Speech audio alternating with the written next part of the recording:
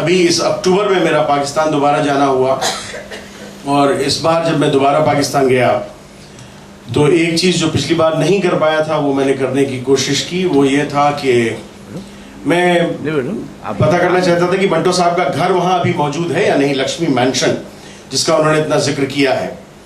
और मेरे साथ इस बार फॉर्चुनेटली एक ऐसे गाइड थे फ़कीर एजाजुद्दीन, जो कि जिन्होंने लाहौर के बहुत बड़े राइटर हैं, लाहौर के बारे में जिन्होंने बहुत कुछ लिखा है, आप सब जानते होंगे उनको, एक ज़माने में कल्चर मिनिस्टर भी रहे हैं पाकिस्तान के। तो उनसे मैंने पूछा कि एजाजुद्दीन साहब ये लक्ष्मी मैंशन अभी है या नहीं है, और उन्होंने कहा बिल्कुल है, और वहीं है और माल रोड पे ही पीछे की साइड में है। और वो मुझे फ़ौरन अपनी गाड़ी में बैठा के ले गए और हम पहुँचे वहाँ पे। वो मकान वैसे ही मौजूद हैं, वो लाल रंग के मकान, वो लक्ष्मी मैंशन, वो कुछ सरकारी क्वार्टर जैसे 2 मंजिले, वहीं पे बाकायदा by the way Manishankar Iyer की पैदाइश भी उसी लक्ष्मी मैंशन के एक कोने में हुई थी, जो आज हमारे उन लोगों में से हैं कुछ जो उन हिंदुस्तानियों डिप्लोमेट्स में से जो पाकिस्तान के साथ दोस्ती की बात करते रहते हैं, वो भी वहीं पैदा हुए थे, इत्तेफाक ऐसा था। और वहाँ पे एक छोटा सा प्लाट नीले रंग का लगा हुआ है कि Saadat Hasan Manto short story writer, सिर्फ इतना एक प्लाट लगा हुआ, और उनकी जन्म की और मृत्यु की तारीखें दी हुई हैं। लोगों ने बताया यहाँ अभी भी उनकी फैमिली यहाँ रहती है, और हमने घंटी बजा दी।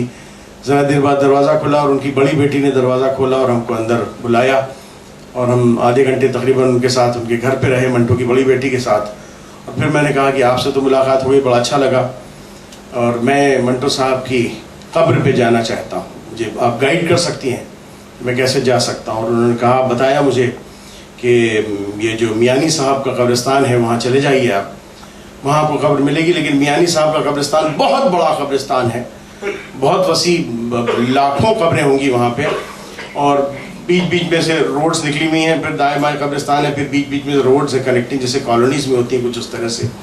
उन्होंने कहा कि वो 5वीं 6ठी रोड पे है, ठीक से तो मुझे भी याद नहीं है रोड का नंबर, वहाँ फूल वाले आपको बता देंगे, लेकिन उनसे मंटो मत पूछिएगा, क्योंकि मंटो को नहीं जानते हैं लोग। आप वहाँ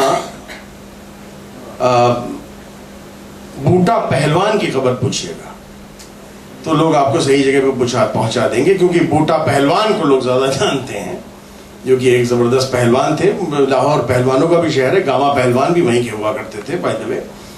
तो उन्होंने कहा बूटा पहलवान की खबर पे लोग आपको पहुंचा देंगे, मंटो की खबर जानने वाले यहाँ नहीं है।